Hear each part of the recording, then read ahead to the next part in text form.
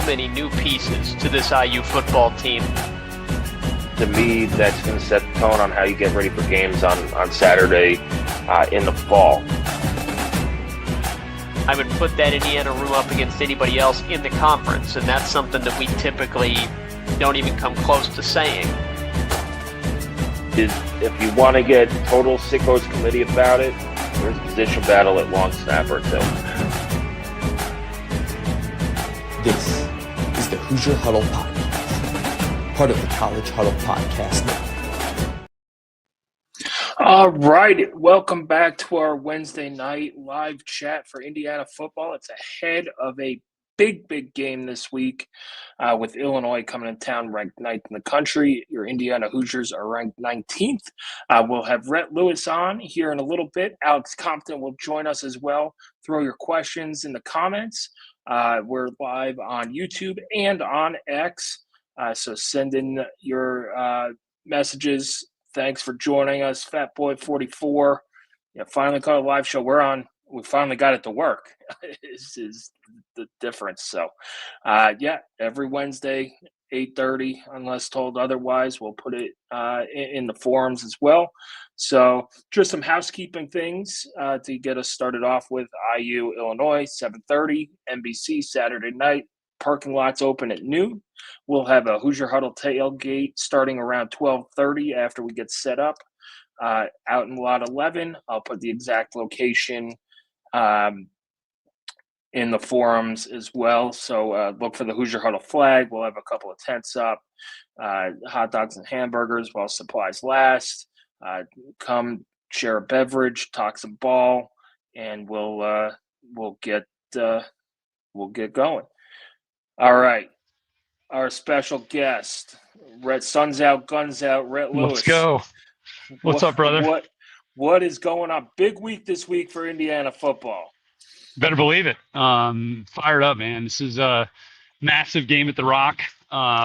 Biggest game I can remember at the Rock. I mean, obviously the Washington game last year was big, just because of like the atmosphere. Game day was there, but it was a game Indiana was, pretty heavily favored in against Washington. And this is a top 20 matchup, man. It doesn't get much better than this.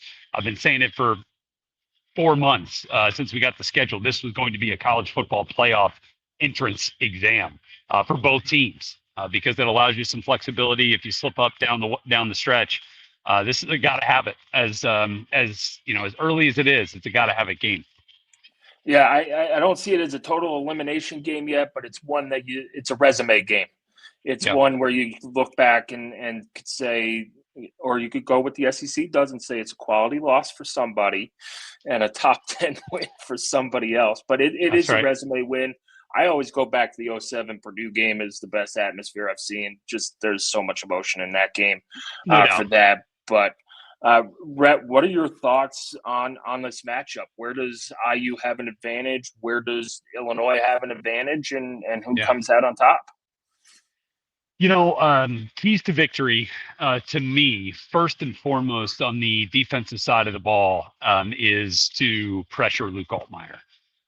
They have showed some cracks along the offensive line. I think you saw that a couple times in that Duke game. That left side, I think, is a little bit vulnerable. Now, look, they're going to improve, just like you would expect and coach up those mistakes. But I think there are some vulnerabilities there. So I've kind of thought that this has got to be Mikhail Kamara's best game in an IU uniform. He has got to be the dude who led the country in pressures last year in this game. I think there's a lot left on the table based off what we've seen from him these first 3 weeks for him to go out and show in this atmosphere, in this game on national television under the lights. So I think getting pressure on Altmaier is crucial.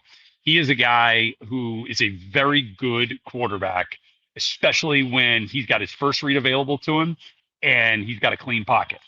Now, when you can cloudy that first read up a little bit, and then when you can get some bodies around him, he gets a little loose with the football. He can put the football in peril a little bit. So pressuring Luke Altmaier, to me, is priority number one right there for Indiana to get this win. I think as you look at it offensively, They've got to find some explosive plays, and you got to make them when they're there to be made. Fernando can't overthrow Omar Cooper. Omar Cooper can't drop one. Those plays you've got to hit on. So those two things for sure. Like any game, protecting the football and taking it away. But again, I think the pressure really works to Indiana's advantage on that front. And then like this one, who's going to adjust the best to things that they haven't seen yet? That one's pretty big for me, especially this being a first conference game for both teams, especially for Indiana, who's played lesser competition through 3 weeks. And who answers the bell from a physicality standpoint? That's the other one. That's huge. With any Brett Bielema team, they want to be the most physical team on the field. Indiana has to step up and exceed their intensity on both sides of the ball. Be the more physical team on both sides of the ball. Obviously, I've got IU winning this one. I think starting fast will really help this team the way that they did in that Washington environment last year with the Pons pick six. And I think defense could play a big role in get that thing going early. Let's go back to Mikel Kamara a little bit. He's been absent from the stat sheet. Is there a reason why? Is it the position switch? Is it, that they're not using him as much against these lesser teams and kind of saving them for conference play? Why isn't he as productive as he was last year? I think it's a variety of things. I think it's there's different ways in which Brian Haynes can deploy him and use him. I think you've seen him drop into coverage a little bit, and I think part of that is getting ready for things that conference opponents are going to do to him, because they're going to double him. They're going to put a lot of attention towards him, and that's certainly been the case through the first 3 weeks anyway. But because teams are accounting for him that way, by dropping him into coverage and then bringing pressure, opposite him, you really started to attack some vulnerabilities in a protection scheme for an opposing offense. So I just think like the more that he can do, as opposed to just being, a guy that pins his ears back and goes and gets the quarterback, I think it'll help Indiana as a whole defensively, and will also help him as he makes the push towards the next level. I just want to chime in on one thing I saw in the comments. David C. was chiming in with, likes the idea of, D-line versus their O-line, but also if Pons can shut down their number one receiver, do they have the weapons outside of Hank Beatty? They haven't really. They don't use the tight ends and the running backs a lot in the pass game, and Beatty is at 19 catches on 20 targets right now from Altmaier. So they have good chemistry, but outside of Beatty, I don't know where the production comes from in the pass game. So I just thought that was a good comment. And then it's not just Pons, right? Because, a lot of times they may try to move away from Pons. So what can Jamari Sharp do? Right. And, what can Boykin do in the slot? I think there's a lot of things to kind of think about outside of like your best players, your foundational players like Kamara and Pons. So those are just a couple of things on my mind. Who's not the foundational player that needs to step up? You saw Stephen Daly had a good game. Kellen Wyatt has played well as well. And then, Amari Farrell is the guy who can be considered a foundational piece that some people overlook. Who needs to step up outside of those main guys? Yeah, to me, it's Hosea Whaler and it's the interior defensive line. Ratcliffe and Tyreek Tucker and Mario Landino, depending on where and when he's deployed. I think that's it for a team that wants and can be really physical with the way they run the ball with 6'3", 240-pound Caden Fagan at the running back spot. Like that's something that I would imagine that they're really going to try to do, take the sting out of Indiana's pass rush a little bit and try to run that ball and just wear and lean on the defensive linemen. And so if Wheeler is being disruptive, if Tucker's getting into the backfield and cleaning things up for Aiden Fisher and Roe Hardy and Isaiah Jones to go make some tackles, I think that could be a big advantage, for IU. We'll switch over to the offensive side of the ball, Brett. The pass game has so many weapons. Elijah Surratt had 3 touchdowns against Kennesaw State. So I bet Indiana State was like, let's take away Elijah Surratt. And all of a sudden, Omar Cooper goes for 4 touchdowns. How difficult is it for a defense to say, hey, we've got so many guys who could beat us in the pass game. And then, you know, EJ Williams has been a big weapon. He hasn't had the explosive play, but he's kind of that security blanket guy. Holden Stays had a nice touchdown. And then Riley Nowakowski, man, he does it all. He had the fullback run for a touchdown. He could catch it out of the backfield. He could also destroy a defender and block him 50 yards downfield. Yeah, man. Riley is quickly becoming one of my favorite players on this team. Before it was taken down due to some copyright issues, man, I had detailed some of his big time plays against Kennesaw State over on the big red carpet, and he's a fun dude to watch. Like, he's a fun dude to watch get after it, man. I mean, like he is a physical presence. He is a gritty player. He is like a heartbeat player to me. Like, he's definitely got a little bit of that Zach Horton in him, but I think he's got even more physicality to him. Like, I remember texting Mike Shanahan after the spring game, and I was like, holy smokes, 37's got a stinger on him. Watching him, whether it's, kind of leading at the point of attack on a middle linebacker, whether it's closing down a defensive end, or whether it's sprinting 50 yards downfield to block for Omar Cooper on an RPO reverse. He is a lot of fun to watch, and he is a big piece of this offense. So excited for him. And yeah, I think there's some well-rounded, it's a well-rounded pass attack. I mentioned Illinois with all the targets going to Hank Beatty, but Surratt and Cooper and EJ Williams, and keep an eye out as Charlie Becker continues to get more touches, and LeBron Bond and John Brady, and this is a deep receiving room, for Indiana. So I'm excited to see how they kind of continue to develop as conference play goes on here. CW in the comments says Riley Nowakowski needs to sport the giant neck roll and go back to the 80s. I could get that. Maybe get like a center bar face mask going or something. Yeah. I'm with you on that. I can appreciate that. He would earn it for sure. Going, I know you got to get out of here soon. What concerns you? To me, the biggest concern of this game for me is the punt game. Hank Beatty is really good at the punt return. Mitch McCarthy has not punted in 2 games. I don't know his availability for Saturday. Yes, that's a good point. Quinn Warren's been okay, but he hasn't been able to boom the ball like Mitch McCarthy has. So a little nervous about those bouncing 50-yard punts that people can get off. Well, let's just not punt. That's a good point. but yeah, I'm with you. We need the big fella back. We need Mitch Rowland back there. I'm fired up to see him. He was a lot of fun to watch during the spring. But I think that the other part is Bryson Bonds is down, right? So you're down one of your best special teamers there too. So I think that's something to keep in mind. And Isaiah Jones is a really good special teamer. I think we've got good tacklers out there, so I'm not too concerned. But I'd be more concerned with hang time and directional punting rather than booting at 60 yards. But I think they work on that enough. And Coach Grant Kane is a terrific special teams coach. Coach Mack as well, helping him there. I think that unit will be ready. My concern, I think, would be, can Indiana rise to the challenge from a physicality standpoint? I just haven't seen the type of physical play that I feel like.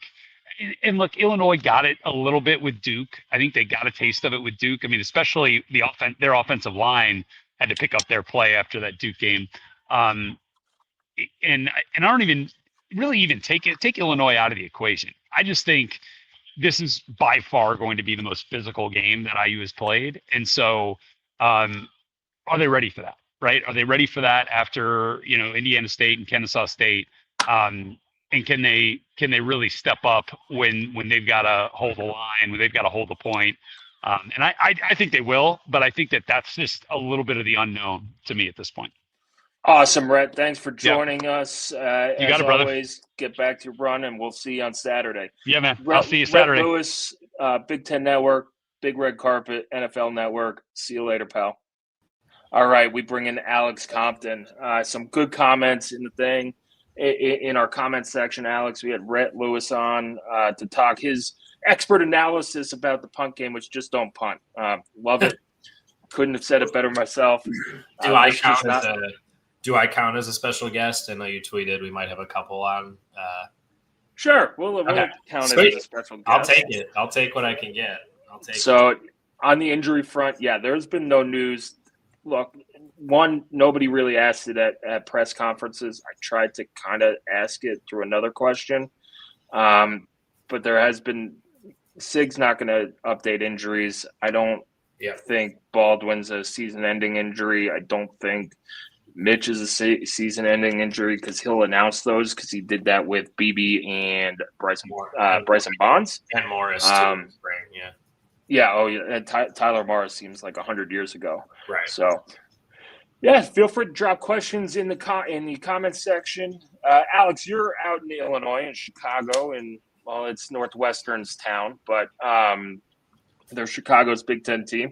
Yeah. What's the vibe like in the rest of Big Ten country? Yeah, I mean, I think everybody's seen it on Twitter, but Illinois is ready to go. They have a good fan base. I would say they have an extremely hot and cold fan base for their sports teams. So I mean, when they're rolling, they're as good of fans as you'll find, honestly, in the country. I mean, they travel for basketball really well. And they do have a history in football. And, I grew up around the program. I know a lot of people that went to Illinois. So, yeah, I mean, they're excited. I think, obviously, we're really excited. The funny part to me is some of the Illinois fans downplaying that it's a big game. So I mean, it's a big game, and being in big games is a privilege. So yeah. So let's get to the out. I think it's going to be smaller of a role than BB had. I don't think they're just going to essentially throw him in and give him the same number of snaps that BB got. I think it's going to be heavy Black and Hemby now. Sammy, I thought your point I think Todd too was good. That I think Solomon Van Horst will probably be returning kicks now, just because you can't lose Hemby. But yeah, BB was the up back on kickoffs too, so I could see them putting somebody trading the two backs back there, and then if you need a big kick, put Hemby back there. But I could see it. Look, Kobe Martin looked really good against Indiana. Yeah, now it's Indiana State, but he led the team in rushing. He only had 11 carries for 109 yards. He might get 4 or 5 touches a game in this one, and his role might expand as they gain trust in him. But he looks pretty good, especially as a redshirt freshman. So have they? This one's from Steve von Borkern. Have they? It seems they have been saving Hemby. Is that strategic? I think they're missing a lot of Hemby's game in the pass game. I think they've been saving that, and I think that's strategic. Roman Hemby, one of his biggest tools, he's close to 1,000 career yards receiving, is him catching the ball out of the backfield. You saw it once. I don't know if it was a design play or just a safety valve throw, but it went for 25 yards against Kennesaw State. He can move. I feel I would like to have Lee Beebe in the backfield too, but with the running back depth that they have, you feel okay. That's one that you could survive. You could survive an injury at. So yeah, I think you're gonna see some screens on Saturday. Screens, wheel routes, whatever that play is, where they go like that in the college football video game up the middle. Texas. Texas. Texas route. Texas route. That's yep. If you ever play me, I've run the same 4 plays in college football. I bet they work. They work 95% of the time. Yep, 95% of the time they work every time. And then Rudy the boxer about safety depth.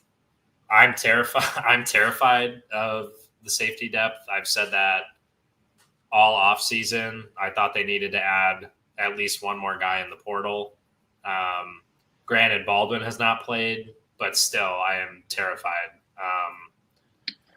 You saw Jaja Boyd back there last game too, so I think they're starting to build depth, which is what you want to do. But yeah, it's when no offense to Anthony Chung, because there's been quite a lot of walk-ons who played well, and he is one of them. It makes you a little nervous when he's in essentially in the two deep. But too deep, yeah.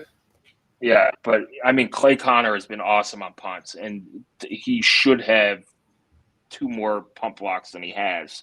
But one was called for a penalty, and then I think the other one he didn't get credited for. But yeah, he's been outstanding, and I think the whole punt return punt block unit has been really, really good, and probably the best unit on that on special teams. Yep.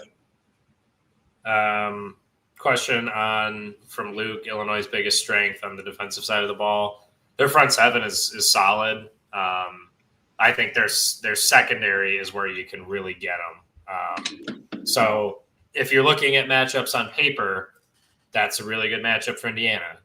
Fernando Mendoza has looked more comfortable.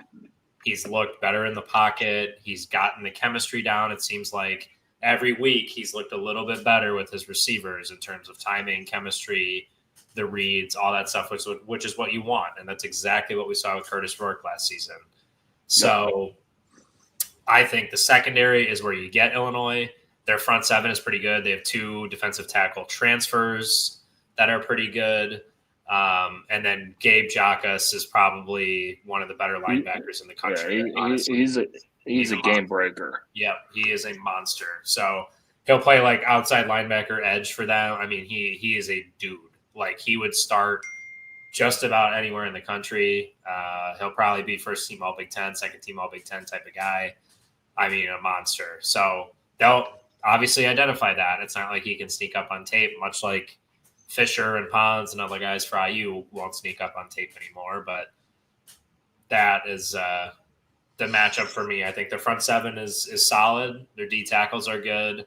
If you can keep Jacas out of the backfield, they like to blitz with the linebackers. If you can keep them out of the backfield, I mean, Mendoza should have a good opportunity to have a good day if you can keep them upright. So it's going to be obviously a different test than they've had through the first 3 games, but he's looked good even when he's had to scramble and step up and do all that stuff too. So.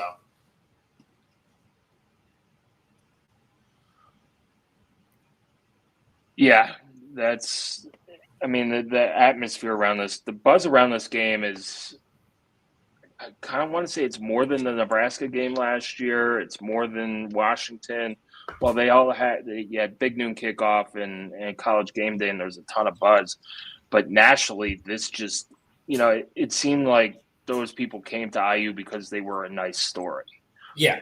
Now they're talking about this game because it matters, and it matters nationally. Whether or not the SEC recognizes it or not, this game, not quite an elimination game in the playoff, but it could be, depending on the next 3 weeks for IU or the next 3 weeks for Illinois. So what are you expecting atmosphere-wise, Alex?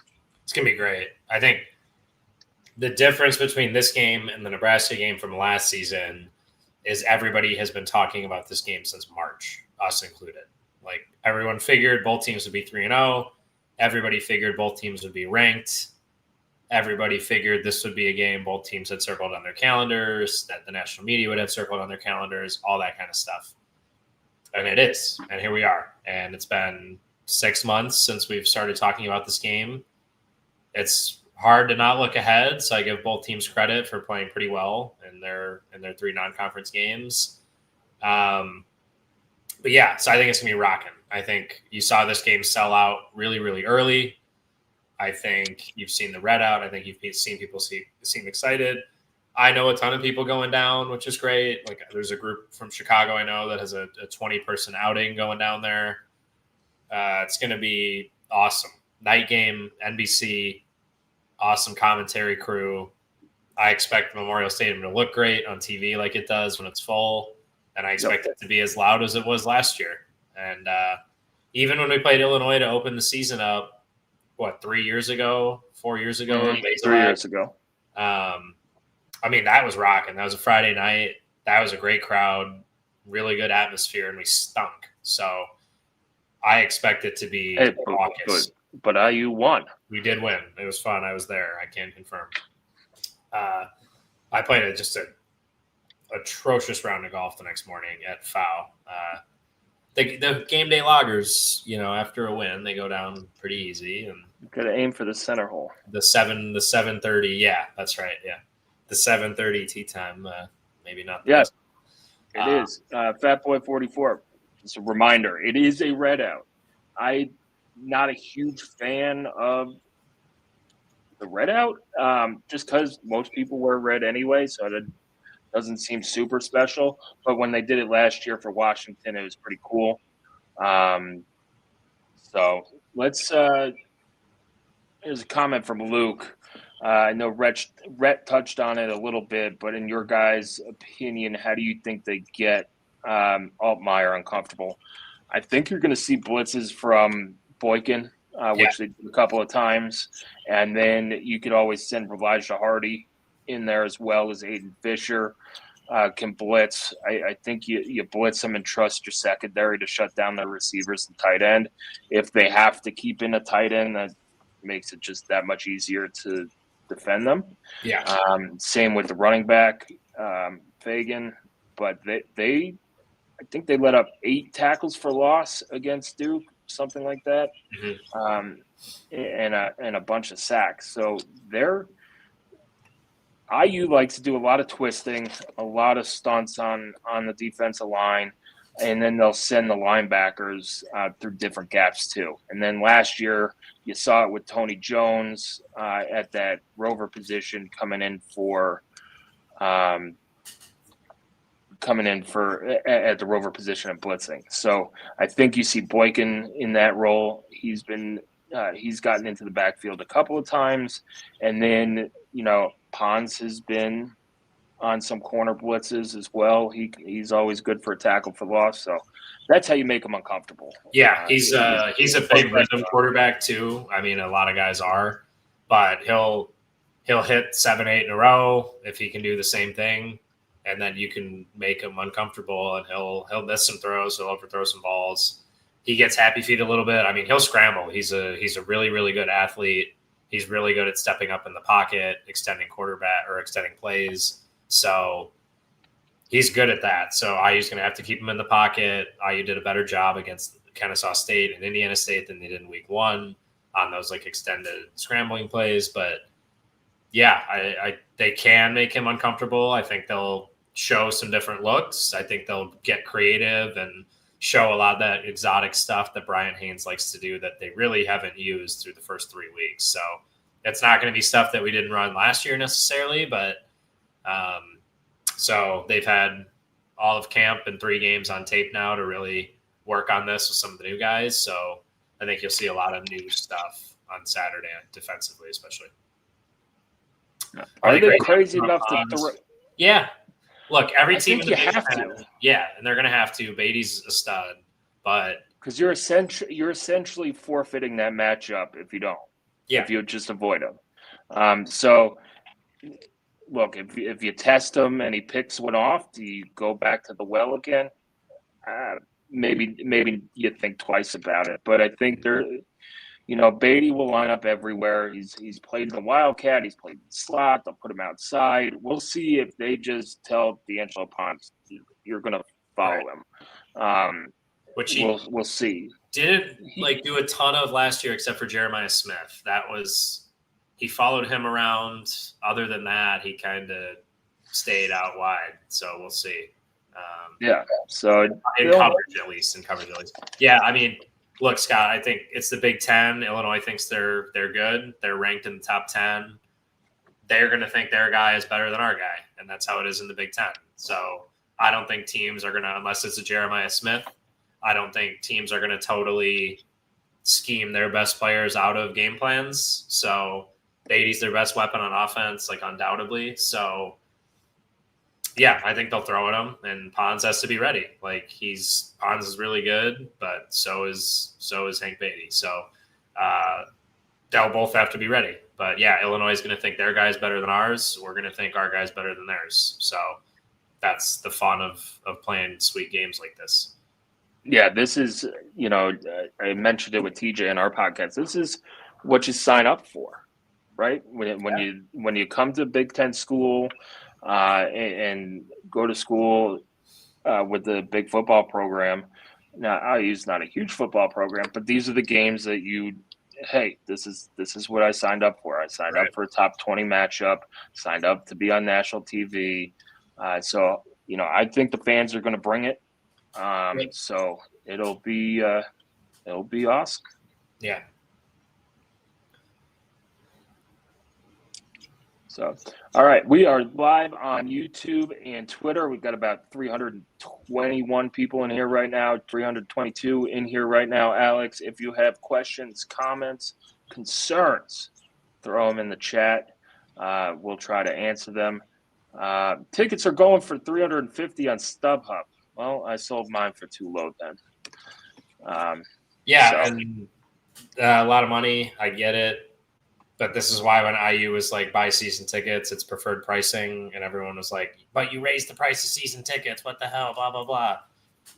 Here you are. So I know not everybody can pay for season tickets. I understand that. But like IU is not joking in the summer when they're like, this is the best price you're going to get. Even though we raise prices, this is the best price you're going to get. And here we are. So that's how it works. That's how it works. Yeah, my I have tickets while I sit in the radio booth and all that stuff. We got season tickets with my in-laws, and so my wife can't go to the game because she works a 6 a.m. to 6 p.m.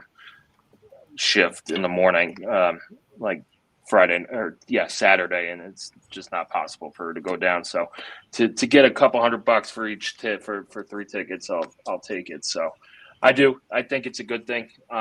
Yep. I was talking with people this week. People want events. This is an event, and they will pay good money to go to an event. All right, from Matthew Ackerson, Indiana wins if they – can we be dumb and say score more points than them? It's not a bad call. I would say cause havoc in the backfield. Look, it's not rocket science, right? The team that puts more pressure on the quarterback and – keeps their quarterback upright, they generally play better and have better chances to win the games. I think that's the most important factor in the entire game. I'm confident in Indiana's offense in this game.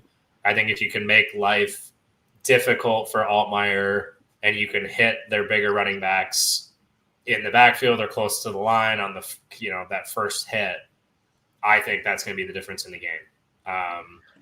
I said win the line on our podcast earlier this week. I said win the line of scrimmage. Yeah, on both sides of the ball. Right, it's not rocket science, right? It's not a wild card prediction there, but no. I think that's the most critical matchup is if Indiana can get in the backfield and make life difficult for number 9. I think they have a very, very good chance of putting on a good showing.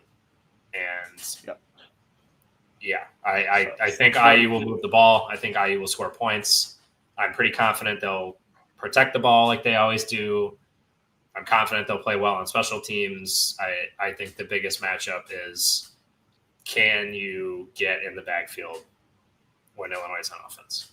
I think that is 100% the key. So I think what we haven't talked about much, and this is from Armchair Illini, who's our guest on the podcast last night that posted today. Go check it out if you haven't. It was probably I recorded 3 podcasts yesterday, and that was probably my favorite one to do. No offense to TJ and Andy Graham, but that was Kirkland's Jordan game. He was feeling under the weather, sucked it up, got a good half hour, and all that stuff. This is an elite quarterback matchup. You've got Fernando Mendoza, who's being talked about as a first-round draft pick. You have Luke Altmaier, who's back after a really good year and putting up solid numbers. He's one of those veteran quarterbacks that people definitely want to have. It would be – don't want them both to throw for 350 yards, but that's the kind of matchup you have is, it sets up for a shootout. And those are fun to watch. So thanks for the questions. Let's see. It just feels like IU has more weapons on offense than Illinois, more ways to attack. I generally agree with that. Who knows what Illinois has held back, but I think just on paper, IU has more talent. You have, like, I was talking with Red Alex about how against Kennesaw State, Surratt had 3 touchdowns, and then you I kind of, heard that at the end. if you're Indiana State, you kind of want to take Surratt away, and all of a sudden Omar Cooper. They tried with the headshot. Yeah. Yeah, I'm surprised that wasn't called targeting. I think he hit him with the helmet first, but whatever. I'm glad he's okay. Same, yeah, obviously. All right, Illinois has been slow starters this season. If IU comes out hot, they could really put Illinois out of their game plans early. This was something that Kirkland and I discussed last night on the podcast too, and something that he was concerned about. So they started slowly against Western Illinois, slowly. And then against Duke, that was a 1-point game at halftime before Illinois pulled away. And then it was imploded. It was, yeah. And then it was the Western Michigan game really seemed like they went into it sleepwalking in the first half and woke up in the second half. They were a goal line stand away from it being a 10-7 game at halftime. That was a stupid against call too. Well, you know who their offensive coordinator is, right? Yeah, unfortunately for them, I do. Yeah. Yeah, it's Walt, old friend Walt Bell. That's right. Yep, So, our old buddy. So they had that, and I think Bielema addressed it this week, and like Lunny, their offensive coordinator, talked about like they made significant adjustments in week 2 against Duke after halftime. The Walt Bell comments, nice.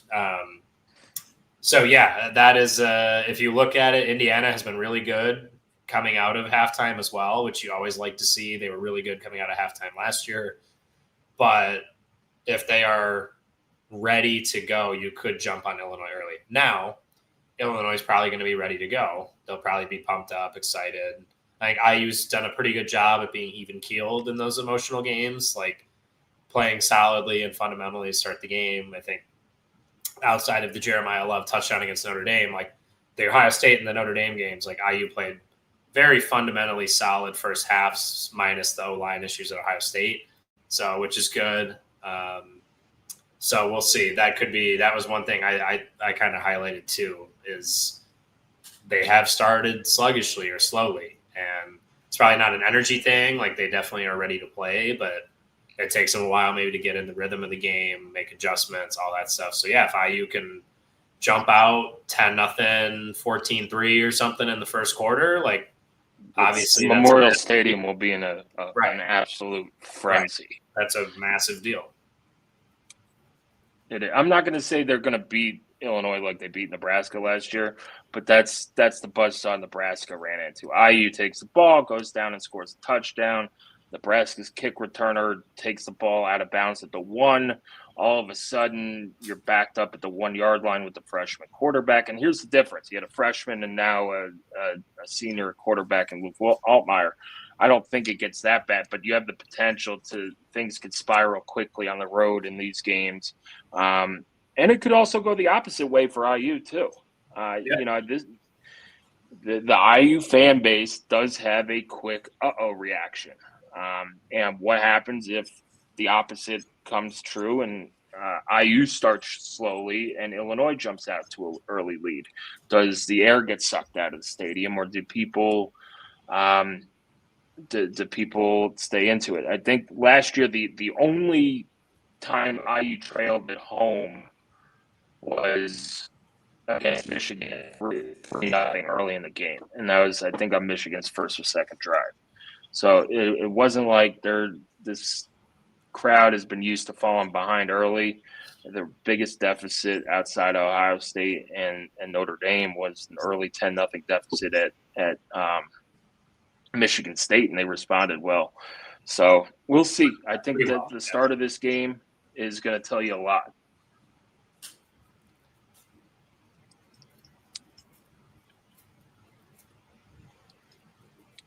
Yeah, Brad hit it on the head here. I don't know why I'm feeling like this is going to be pretty close to how the Nebraska game went last year. The only difference to me is Illinois is they're also better on special teams. I think that went into the Nebraska loss too, where they had a couple drives down in IU territory where they went for it on fourth down and turned the ball over when they could have kicked field goals. Now, the score would have probably been 56-20 or something like that instead of 56-7. But that did play a deal in there. All right, we're almost up to 400 people in here, Alex. Great comments coming. Big game this week, and then send in your questions, and we'll try and stay on as long as we can tonight. Yeah, I'm excited. I have gonna have people over to watch, and then I have a couple friendly wagers on the game at work. So that'll be good. You know, the friendly gear swap on Monday. So need to win, I would say. I don't want too much orange in the office. I know there's going to be a lot of it, but it's interesting where this game is. Obviously, it'll be the fourth straight home game, and it's the first of like those swing games like we identified last year, and IU did extremely well in those swing games. And then you play at Iowa next week, which is you know what they're going to do on offense. So I think you are really going to put a lot of chips in the basket or eggs in the basket, chips on the middle of the table for this game on Saturday, knowing that Iowa is really tough to beat in Kinnick, like no question about it. But you kind of know what Iowa is going to give you. You know what they're going to run on offense. They're going to run their base defense, and they're just going to play solid enough to beat you or hope you lose. So I think IU will be much more creative, much more aggressive, all of that stuff maybe that we haven't seen so far through 3 games, which again is the point of setting up the schedule like they set the schedule up. And I can yell about it until I'm blue in the face, but it is a massive advantage for Indiana that they played the 3 teams that they did before this game, and they were able, I think a couple people said it's looked very generic so far. Yep. You're right. It's exactly right. It's exactly what they wanted. And you stayed decently healthy, I guess, so far. Two guys that were playing, so it stinks. No starters, though, but yeah, I think Illinois showed Mitch McCarthy is a big injury. Yeah, for sure, and we'll see what that's a freak injury. I don't know how many kickers they've gotten hurt in the last 2 years, but it's been a ridiculous amount. Yeah, we've lost a few. One thing I like about Illinois as a team is they will not beat themselves. If we could get a turnover to and we win by 10. Illinois has not turned the ball over yet this year. That's a big reason why they beat Duke the way they beat Duke. That was a close game until all the turnovers started happening. And, yeah, the best way to get beat on the road is to turn the ball over. You saw that in the playoff game with IU. IU gets an interception early, goes down, marches in the red zone, and then Curtis Rourke makes an ill-advised throw that gets picked off. And the next play, Jeremiah Love ran for a 98-yard touchdown. So let's get back to our heavy hitters over here, Alex. Joining late, so I hope this wasn't asked. What are your guys' thoughts? I need glasses, by the way. If there's any eye doctors in the chat, let me know. What are your guys' thoughts on which wide receiver has the biggest game? I'm thinking EJ might have a big game with Cooper and Surratt getting the most attention. We kind of touched on this a little bit, but I still think I'm going to go with Elijah Surratt. He's IU's big play guy in big situations. Yeah, EJ's been really good, and I think if they're going to double Surratt and double Cooper, he's going to be open, and he's had big games in the past against Illinois as well, so he's perfectly capable of doing that. But if I had to put money on it, I still think that Surratt. Although EJ's become Mendoza's kind of go-to guy. Mm-hmm. Yeah, you can tell he's comfortable, especially in traffic, throwing him the ball. Look, I think Omar in the slot has looked more comfortable the last 2 weeks. That has been a nice addition, I would say, to the offense. You could tell they were working Omar in the first game. Didn't even have a target in the first half of the opener against Old Dominion. Started to look more comfortable in the slot. That is a matchup nightmare.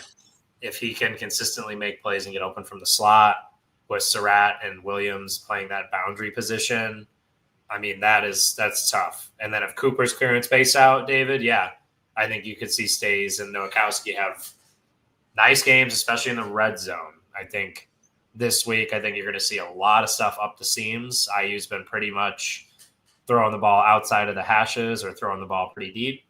I think this could be a really nice game up the seams, just with the way Illinois is going to play and then with the way they're going to blitz their linebackers. And then to your guys' points, like they're going to draw attention, Surratt and Cooper and Williams. So especially Surratt, I think on the outside is going to, if he's not doubled, he's going to have a safety shaded his way for sure. So yeah, and that's what you want. And that's the point of loading up and putting together a good roster and a good scheme, is that it's tough to stop. So we will see. But who has the biggest game for me at wide receiver? I would say Cooper. I just think the way he looked in the slot, and I think the way they're going to make it a point to feed him the ball, he's got game-breaking ability. And if it's not Indiana State, we saw it all year last year too against D1 competition. I think they're going to make it a point to get him the ball early and often. I think Luke Legout is going with the Riley Nowakowski anytime touchdown pick. And he will literally jump out of his shoes if it's a fullback dive again. Yeah. Oh, so anytime touch. So, Sammy, we have not revisited that, our hypothetical. Oh, yeah. Everybody went over. Yeah. The hypothetical first segment that we did with the Mendoza 5.5 went over. So that was a win for me. So I'll say I'm 1-0. Well, Fernando went over it by himself. He did, yeah. So that was pretty good. That was a lot of fun. Fernando show out this Saturday. I think so. He's played well in big games. He played well against Miami last year. He played well at Auburn. He's played well in big games, and he just looks so much more comfortable than he did in the opener. Yeah. And more trust. I mean, you couldn't be more on than he was last week. Yeah, and regardless of competition, the throws were just darts. If you're going 19 to 20 on air in practice is impressive. Right. You went 19. Now, look, it's a FCS team, but yeah, some of those throws and where he put them into traffic. He could have ran out there and handed it, and it's where the ball was when he threw it. Like, that's how good some of those throws were. So, look, I think excited IU football fan, that's a great Twitter profile or whatever the name of it is. But I think if he does, I think the narrative around the team in the season changes. I think people have not really wanted to totally pay attention yet. You've seen all these like Heisman things and quarterback rankings from all these national beat guys and podcasters and all this stuff. No Fernando mentioned, no Altmaier mentions. If one of these guys plays really well and leads his team to a win on Saturday, I think the narrative about both teams and both quarterbacks and both seasons changes. So he definitely can. Not from Paul Feinbaum. No. Then it was Illinois. And South Carolina bowl game doesn't count. Indiana stinks. Yeah. So we'll see. And yeah, Luke, same thing with Rourke at UCLA last year. It was like, we don't care, blah, blah, blah. And then Rourke dices up the Rose Bowl, and you're like, okay, like UCLA obviously didn't turn out to be great, but still, you go, okay, well, that was kind of interesting. I wasn't totally expecting that. So Fernando can show out. He absolutely can. Does he need to, Sammy, for IU to win? Does he need to have like a wow game for IU to win on Saturday? No, I don't think he needs a wow game. I think he needs a good game. He can't like turn the ball over and play like garbage, but I don't think he needs to go out and be Superman and complete 35 of 42 passes for 500 yards. Yes and no. I think it would change kind of the profile of what you think this team is. I think IU could run the ball against anybody. Yeah. I think this offensive line is really good. So if you're going to either you're losing by a lot and need to throw the ball to get back in the game, or you're not running the ball well and need to have Fernando win the game for you. Is he capable of it? Yes. Do I want that to happen? Not really. Give me my nice 21 of 27 for 280, 300 yards and a couple touchdowns. You're fine. I don't think that's a huge game. Not for him. So that's what I think out of Mendoza. And then you're gonna have to control the game on the ground too. I think to take the ball out of Luke Altmaier's hand too is going to be part of this. So controlling the ground game, getting your defense some rest because you're not playing with a ton of depth anyway. But getting your defense off the field will help. Luke asked a question about Benson. Benson was benched last week for violation of team rules, and I think he said expectations or something, or regulations. Forgot the exact wording. But he came in, played the second half of the second team. I would expect that if practice went well this week, that he would be the number one, was it right tackle? Yep. Yeah, right tackle. I thought Zen played pretty well. Again, it's Indiana State, so you don't know. But it's good to get him out at right tackle, and he didn't look like a liability like he did at times at Ohio State. If you go watch that Ohio State-Nebraska game, he couldn't block a traffic cone. Now he ended up being hurt, but it was really bad. One of those guys is that sixth swing lineman who starts on Saturday. I think it will be Benson as long as practice went well. I don't think they're going to send any messages this week. I think if he didn't get the message from being benched for the first half, that's probably more of an issue. And he started the second half, and he played deep into the game. So they made him play and play hard. He looked great once he played against Indiana State, but they made him play and play hard. They didn't just say, "You're out for the game. You'll start next week." No, you're in to start the third quarter. You better play well because there's a guy that started the first half. That's pretty good. So. Yeah, and I think all those messages that Sig sent during the week through press conferences and media stuff was directed towards that. We need guys to focus and stuff like that, or we have guys coming from teams who were 6-6 or 500 programs and things like that. So it's a good question from Luke. Yeah, definitely. So we could go a little bit longer if we have more questions. We're about 7 minutes away from an hour. So send them in. Just want to reiterate that we will have the Hoosier Huddle tailgate. I'll have hot dogs and hamburgers and all, while supplies last. I don't have unlimited food. I did make a Costco run, so I do have quite a bit, but can't feed everybody. Lot 11, I'll send out we'll probably be in the grass somewhere. I'll send out the location when we get set up. Stop by around 12:30. We'll be there until about 6 and then head into the stadium. Come talk ball, share a beverage. So we're excited to meet some of you guys in person. I need to do math. I can't. Not you. I can't. I have to do math correctly so Buck doesn't yell at me. So that's right. Thoughts on Pons blanketing Beatty? We touched on this earlier in the show.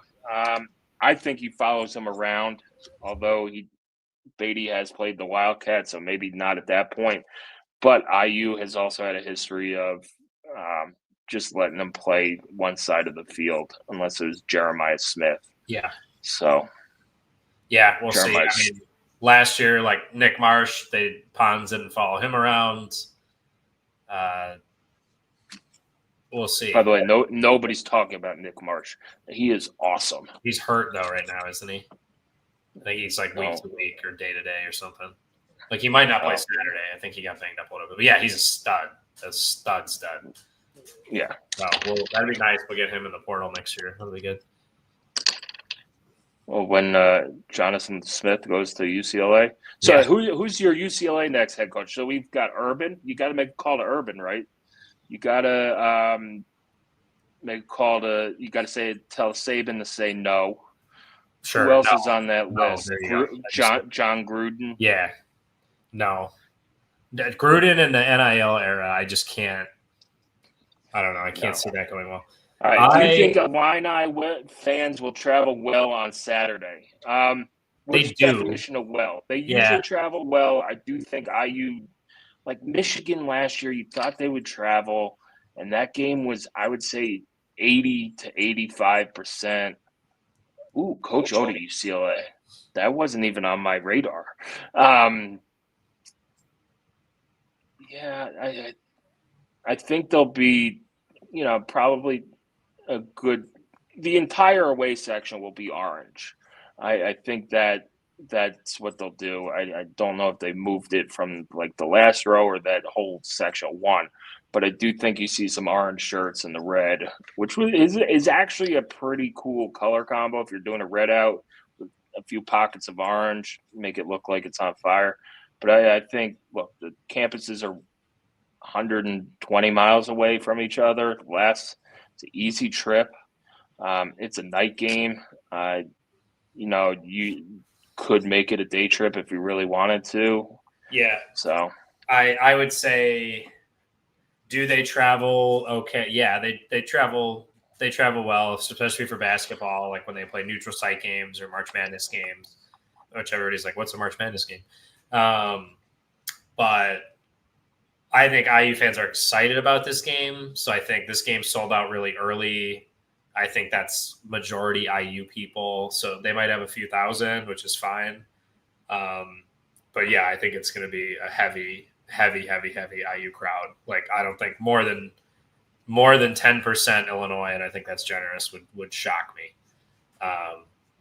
So remember, Nebraska was going to take over the stadium last year too. So, and Nebraska, thank you, Nebraska. Yeah, Nebraska had also not given up a rushing touchdown like Illinois. Well, they were the greatest rush defense that we have ever seen, and we've never seen anything like it. And I know I made this joke before. Yeah, never seen the greatest defense in the world give up 5 rushing touchdowns. I wish we played them again this year. UCLA, really quick before we get to the actual other ones. Here's what I would say.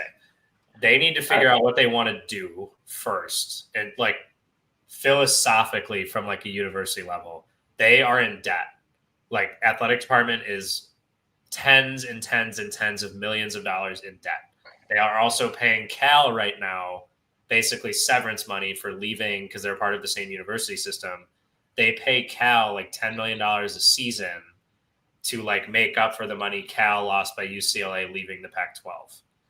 So look, I am always against hiring a former player that does not have the experience to go to your school and be the head coach. Scott Frost had the experience, flamed out. Like, they hired Deshaun Foster because he played at UCLA. If he did not play at UCLA, he would not have been anywhere near their radar. And that was my thing. And he was cheap. Yeah, exactly. And that was my thing with Woody too. I was like, IU would never have hired him if he didn't play at IU. Anyway, I think UCLA first needs to figure that out. Second, what they need is a program builder. I get you're like LA, Westwood, all this. You want a guy to come in. They have the Jordan sponsorship. You want this guy to come in and be flashy and like Coach Prime vibes and immediately get everybody fired up. I do not think that's what they need. I think they need a program builder.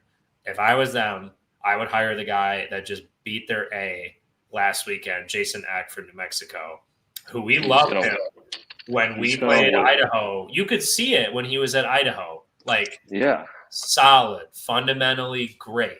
He's good with the media. He's getting the fans going in New Mexico right now. If you've seen any of their stuff, like, he's pretty funny on Twitter. He's kind of re-energized that program down there. He is a program builder that runs good stuff, like really good stuff. That's who I would hire if I was UCLA. That would probably be the least sexy pick you could make, but that is what I think they need to do. I think they need to block out all of the like, you need a home run, slam dunk, splash hire. You could say that, and then you'll win the press conference, and then you'll be looking for a new coach in 2 years again anyway. So I would hire him if I was UCLA. If I was Virginia Tech, I would hire Pat Fitzgerald.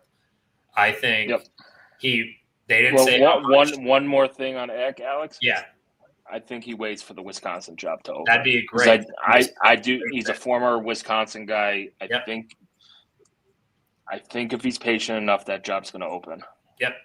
But I think he is a heck of a coach, and like that program builder mold where he's not going to come in and flip the roster right away and have 5 stars driving Lambos in Westwood. But I think he is going to land somewhere and do really well.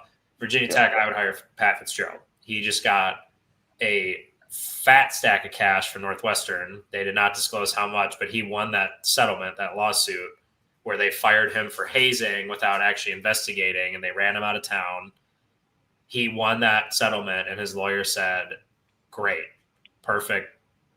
Like, we got what we wanted. Thank you very much. He did nothing wrong, all this stuff. I think you could reach me at my new lake house. Literally. I think he's going to be back coaching very soon. Same thing for Virginia Tech. They're in a weird spot. Like, Blacksburg is not a both of those schools need to figure out how invested they are in football. They need more money. So I know Shane Beamer has been a name thrown around from Virginia Tech. He's openly said, I don't want to do it. I'm not going to go back and go coach under my dad's shadow. There's been some wild speculation that they go after Mike Vick, and that would sorry, my wife is calling out the tennis team she's playing for shenanigans. She thinks they're cheating.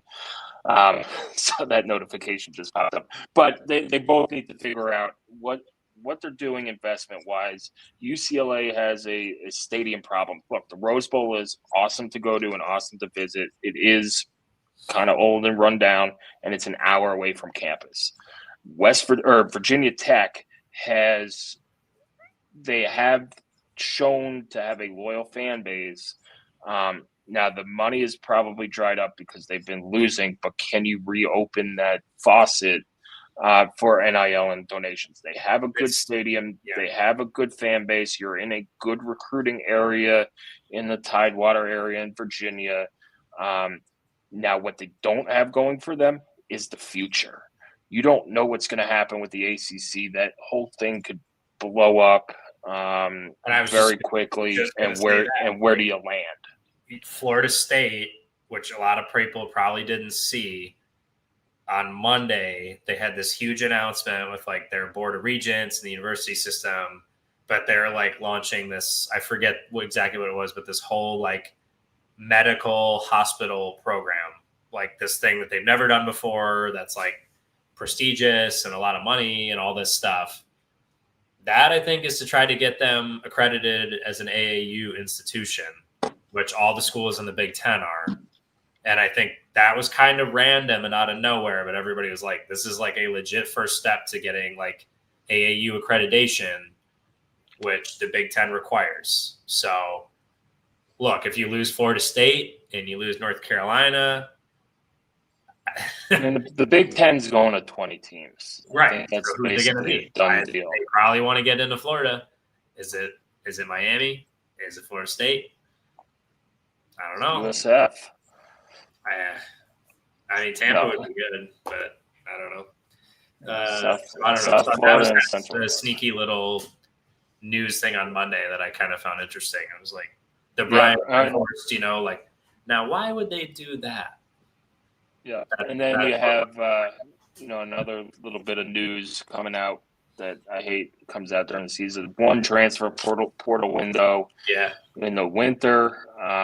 We'll see how this works out. It makes my life a little bit more difficult and busy, although it opens up the spring a little bit. I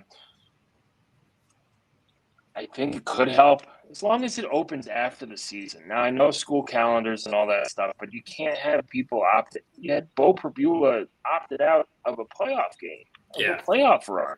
Right. And he was a actual piece of that offense. He wasn't just a backup quarterback who sat on the bench. They used him in a lot of gadget plays and stuff like that. So we'll see where it goes. And then we'll do a last call for questions here, Alex. We'll give it another 5 minutes for things to come in. I do want to see Luke shouted out Jamie Jordan. I'd give him, outside of his poor taste of professional sports teams from the other Northeast Coast city, Jamie's pretty awesome. He knows his stuff for sure. Except for baseball fans. Yeah, well, you guys don't know anything about baseball, either one of you. Says the White Sox fan. I've seen a lot. I've seen a lot of good baseball. Not saying it's played by the other team. Well, yeah, somebody's got to win. Yeah. That Garrett Crochet guy's pretty good. Every time I watch him, I'm like, it would be sweet if the White Sox had him. Oh, wait, they drafted him, and he was the fastest player to the majors in the same year draft ever. Oh, dang. Should have probably kept him. Yeah, probably. But you got the s'mores milkshakes, right? That's true. They are good. I was dog night on Monday. I went my last game of the year on Monday night. Dog night, which was pretty funny. Had no idea. So we got there and we were walking around the outfield. They had just like, relief areas and treats and all this stuff. It was pretty funny. And every time the White Sox had a strikeout, it was a pretty good game. They were playing Baltimore. Every time the Sox got a strikeout, they played like a doorbell noise in the stadium. And then all the dogs started going nuts. That was pretty good. So it's like their game presentation person. I was like, that was pretty good. That's pretty good. That is a good one. Yeah, it should be awesome atmosphere at Memorial Stadium on Saturday. I think they're going to pull out some special things we haven't seen before. So I would stick around for the halftime show, but we'll see. That's the rumor. Jamie, Teal, my Droth are awesome. So, and then Montgomery's look good down in AA. Luke, Virginia Tech offers Sig $10 million. That's great for Sig. Good for him. He'll be back next year here. So, I don't think he goes. Here's where I think IU gets involved is if Virginia Tech gets Bob Chesney from JMU. JMU takes one of the coordinators from IU. Yeah, that's the path I see. Unless Alabama comes calling, and I don't think they will for him. I just don't. I don't see him leaving Bloomington with the support. We talked about it earlier. Kalen DeBoer's coached 14 games, and they're talking about his buyout already. Like Alabama is Alabama, but like, golly, you want to go down there? I mean, the buyout, sure, that's pretty sick, but man, no. But the two open jobs right now, they both have investment issues. And Sig has fought that battle at IU, and he's won that battle at IU. And if IU continues to support him the way they have financially, then there's no reason to go anywhere. You're playing in the best conference in the country and the richest conference in the country. You have a path to the playoff. We'll see what changes in December about a new path to the playoff. But if you're going for the AQ model, which I think needs to happen based on all these AP idiots who don't realize that Notre Dame lost 2 games already and vote them in the top 10. It's if you finish in the top 4 in the Big Ten, which it's difficult. It's a hard thing to do.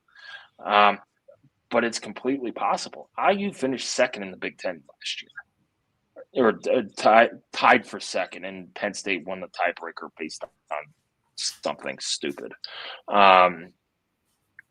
So it's why would you go to Virginia Tech? And they're not going to throw $10 million at Sig. There's no way. They were playing like Brett Pride like $3-4 million a year. He's not going to Virginia Tech, and they're not going to pay him. And Alabama's not going to hire a coach who's 64 years old, unless it's Nick Saban, and that job's not even open yet. Sig at IU will go down as a legend. Go to another school, and you're just another good coach. A long list of good coaches. I agree. Long way to go. That's an argument. Yeah. I mean, it's if you continue on the path that Sig is at IU, you'll go down as the best football coach. You'll pass Bill Mallory as the best coach of all time at IU. Will we get a statue? We'll see. Coach Mal doesn't have a statue. I'll make one. Why not? So just be a big. But we'll see. I think a couple other jobs could open. I say my statue is just going to be a bunch of last call for questions. Iron cigarettes with smoke coming out of it, like the Eternal Flame or whatever in Oakland or Vegas for Al Davis. Yeah, Vegas. Oakland doesn't have any professional sports teams anymore. It's sad. No. Even when the A's and the Raiders were there, they still didn't. That's true.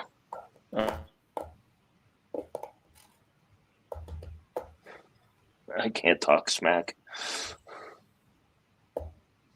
Always can. That's the nice part about it. Well, what's the worst you're going to say? The Jets stink? Yeah, thanks. I know. Yeah, that's been my favorite part about the Illinois Smack Talk this week. You guys have sucked forever. Like, yeah. Hey, tell me something new. Right, yeah. People always are like, yeah, oh, you lost in the playoff. I was like, yeah, you think you can hurt me? Like, you can't hurt me. You have no idea. We made the playoff. No, it reminds me of the scene of the Dark Knight Rises. Yeah. I was molded by the darkness. We were born in the darkness. Yeah, Yeah. Yeah, you can't hurt me. I know. Oh, we have the most losses ever? Thanks. Oh, that's cool. Going to change. It's closed. The gap is closing. Hopefully. Northwestern is closing. You know why? Because Northwestern fell for the trap of the interim coach that brings good vibes for 4 weeks after the coach gets fired. They fell for it. Yeah, he was there for it was 13 weeks of good vibes. I guess, but like they were good that 1 year, but still, like I just they won 8 or 9 games in a bowl game. That's a great year for Northwestern. Yeah. But yeah, it was the old we can't got to stick with this guy, and I think they regret it a little bit, but they did. They showed some guts against Oregon, although I think Oregon was half asleep until about halftime. Yeah, Northwestern is offensively challenged. So, all right, Alex, it is almost bedtime. Final thoughts on this game? Fired up. It's I said the same thing last year as IU kept stacking wins and rose in the rankings. It's fun to be in these games. I've been encouraged by the stuff on Twitter of people getting into it and excited. And it's college football. It's supposed to be fun. The regular season is already 25% over. Like, live it up. It's supposed to be fun. You have a top 10 team coming to Bloomington in a game that IU's favored by like 5.5 points in. You have an awesome roster. You have an awesome coach. It's going to be an awesome environment. It's awesome. Like, and again, I don't want, if IU just comes up short on Saturday, I do not want to hear the it's over, the panicking, the what are we doing? I knew it, blah, blah, blah. Long season, a lot of games. Look, if you lose to Illinois and you beat Iowa, everybody's probably like, okay, like bye week, let's see what we got against Oregon. But I want to win. I want to just grind them into a pulp and smash the hell out of them on Saturday. I think Illinois is flying a little too close to the sun. And for IU fans that have kind of called them out on that, like, why do you feel so high and mighty? And they act like they're above it and holier than thou. Makes me want to put a helmet on and run around out there. So it's going to be a great game. I'm really excited for it. But yeah, it's a privilege and to be in these games. And obviously, I'm not on the team, but just as a fan, like it's fun to be in games that matter and mean something. So enjoy it. Indiana's playing a night game at home in a ranked matchup on NBC. Think about how that sounds. After like 3 years ago, if I told you that, you would have thought I was insane. So, yeah. Then we get Peacock the next week. So enjoy the game while you can watch it without subscribing to something else. Right. All love the Peacock though. One of my best buds works for them. So whatever. Yeah, it's going to be a great game. It's the atmosphere should be elite. I always compare atmospheres to the 07 bucket game. That just is at the top of my list. But yeah, it's a huge game. It's a huge opportunity for the program. You're a standalone primetime game on a national network. You're going to have a lot of eyeballs on you. You have a ton of recruits in town, a ton of commits in town. Hopefully the basketball team has a couple players in town as well to come see what they do. So, yeah, this is what you sign up for when you sign on the line to go to a Big Ten school. You want these big games. You want them at home. You want them at night. This is it. Everything that IU has asked for, an undefeated ranked team playing an undefeated higher ranked team at home under the lights with good weather early in the season. I mean, you can't ask for anything more. So, yeah, appreciate everybody coming in and listening. I think we're closing in on 700 here, an hour and 16 minutes in. So enjoy the rest of Wednesday night. We'll post the chat up in the forums as well. Don't forget, you can come chat with us during the game as well in our forums, in our game day thread. I'll be in there during commercial breaks as much as I can. And then, stop by the tailgate, come chat, talk some ball, and just soak up in the atmosphere. We'll have TVs, too, to watch some early games. I think my brother-in-law has a portable projector and screen. That's nice. So That's cool. we might have a semi-pro setup instead of a total amateur setup. So come by, enjoy. Keep coming to HoosierHuddle.com. Subscribe, $30 for the year.